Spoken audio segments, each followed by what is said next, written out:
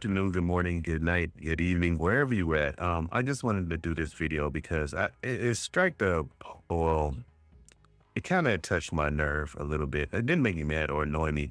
It's just that um, when people were talking about this on Twitter and in making videos of it, I just wanted, and they were just briefly touching the surface, the surface of the iceberg. So I wanted to get a deeper dive and bring my opinion, not only my 2 cents, but also bring the fact that the truth about this situation, because I live and breathe fighting games as well as I play first person shooters. You know why? Because I'm a gamer. But growing up from being an arcade baby all the way to joining the master race to playing first person shooters online, and I enjoy video games, but and plus I'm an older gamer, so I've seen the highs and the lows and the phoenix from the ashes. So I think I should express my opinion on this whole situation. And what I'm talking about is fighting games. I saw a video just recently where a guy was explaining that why a lot of people feel that fighting games is not as popular as esports compared to other genres, in particular, first-person shooters, hero shooters, and stuff like that. And he barely touched the surface. And then when I read the Twitter post, which I'll post right here, I also put a link to the description. I read it. He tested barely the surface of it. So I'm going to show you a deeper dive and explain why is it, it's not, how can I say? It's not as popular as the other esports, but there's a lot of stigma, I would say, that the fighting game community faces, especially from first-person shooter gamers. So let's get into it. To start off, we're going to talk about how the very first part of the tweet, he said that fighting games are hard to get into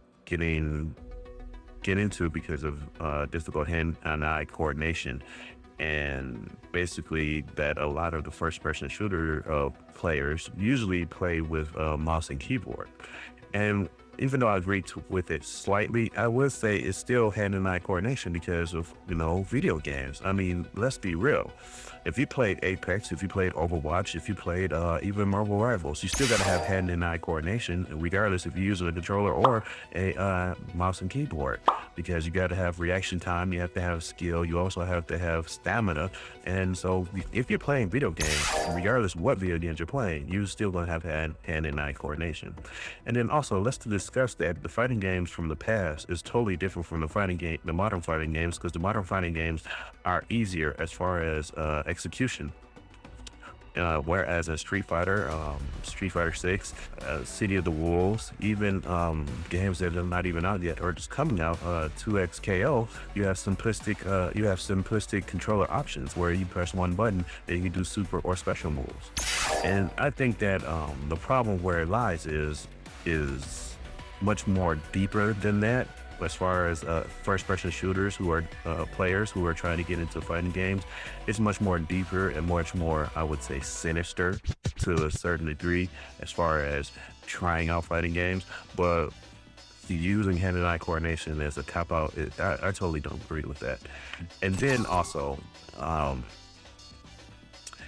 if some first-person shooters were like, well, I can't get with the joystick on the controller. Well, I'm not going to use the controller because that's not me. Or I couldn't use a joystick, the bat on the controller. Well, nowadays they have leverless controllers where you can just press buttons to move. And hell, some of the leverless controllers even have the WASD aspect to it, as you can see here. So I don't think that's a pointless excuse now, but what I really think what the issue is, as far as first-person shooters having issues playing fighting games, is because it's the skill set. It's a skill issue. If you ever played like raids in Destiny, if you ever played hero shooters like Overwatch, Marvel Rivals, even Valorant, or if you play first-person shooters or BR like Fortnite or Apex Legends, you realize that most of the time, 90% of the time, is team-based. It's straight up team-based. You're not solely worrying about your skill. You're also dependent on your teammates. and that spawns, especially in the North American continent or on the Western Hemisphere, that spawns a lot of toxicity. Why are you here? Why are you here? Why are you here? Send me the party invitation. Yeah, I know, but if you a bigger man, why you here though? But if you a bigger man, why you here though? What stage man? Your address. You send your address. Whatever, dog. Get the fuck out of here. Get your pussy ass off my mic, dog.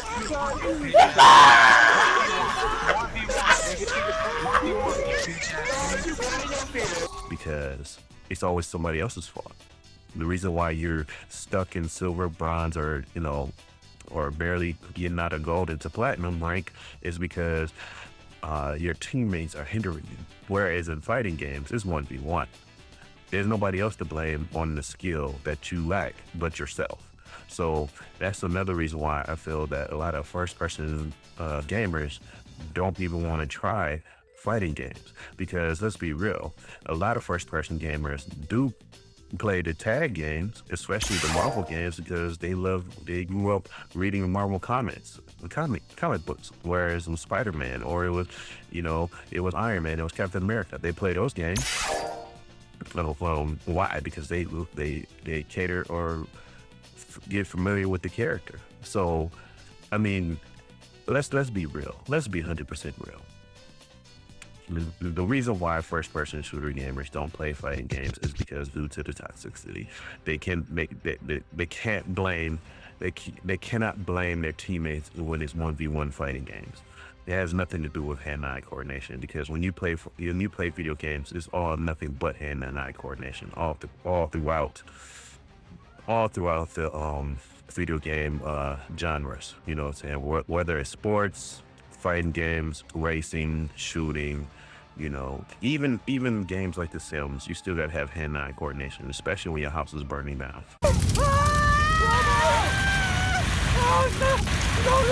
And that's just normal gamers. We're not even gonna talk about the pro players. I have a different aspect or different viewpoint for why pro players don't play, or why pro players don't, why FGCers don't go pro in first-person shooters or BRs, and why the FPSers don't go pro in fighting games.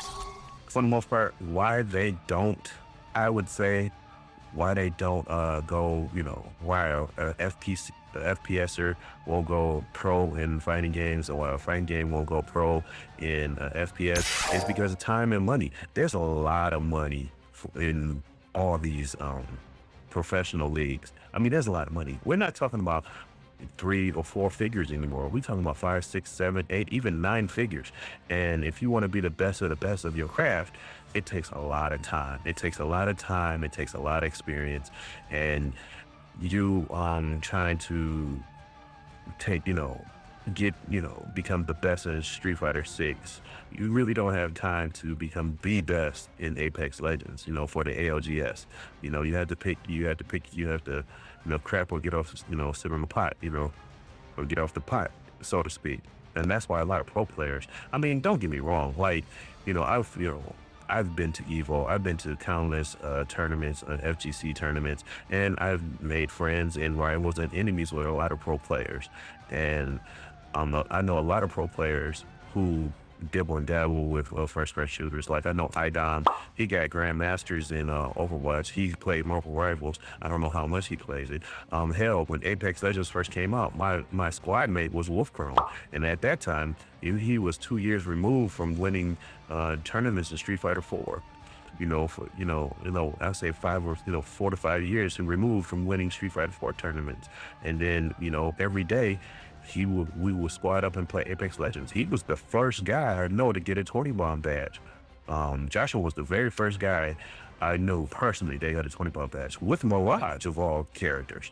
And then one day I seen Punk the God. He was playing Apex Legends, and he got like 14 kills. He was on the cusp of getting a 20 badge. That was the last time I seen him playing. Hell, I seen Taquito and Bonchan play Apex Legends. But you know what? I never hardly ever see first-person gamers or streamers or content creators play fighting games. It's just, I think, is because I wouldn't say ignorance. I would say the arrogance of not using controllers. But ironically, a lot of the Apex pros are going to controllers due to aim, auto aim, but they just don't want to find the time to play fighting games. Now, I'm not saying that there's a lot of not saying that there are no first-person shooters, game pro players or content creators that don't play fighting games. Because Esteban, he went to Evo, he played fighting games. Hell, he was beating all the first-person players. Pro players in Twitch rivals, and he went to Evo. And then we have FPS Shaka. He's FPS Shaka is from Japan, and he was even in an event for Street Fighter 6.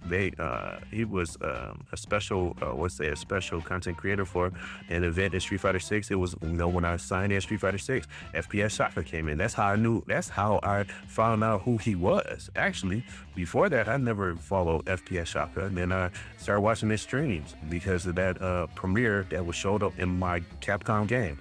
So yeah, pro players don't really play fighting games, and vice versa, because they're trying to be the best in their specific genre. So that's why a lot of pro players don't. But I think it's going to change now with colleges. I don't know about the rest of the world. I don't know about the Eastern Hemisphere. All I know is about in North America. I don't know about countries like Mexico, Canada, and South America. I don't know about that, but I know in the United States there are even esports scholarships and esports camps and esports leagues in colleges. And right now, the pro players are getting younger and younger. Like, just case in point, we just had Capcom Cup, and the runner-up to the Capcom Cup was Blas. He's from, I forget, I think he's from Chile or he's from Peru. And he's 15. I think he's 16 now, but he's young. Then we have Carmine. He's from Chile. He just he got the top 8 in CEO tournament about last week or a week and a half ago, and he even beat Daigo. Daigo is like one of the 5 gods in the Street Fighter fighting games, and he beat him convincingly. And I say that because a lot of these younger players we're getting more young players in the fighting game community, as well as we're getting younger and younger players that's coming up in the pro scene as far as FPSers.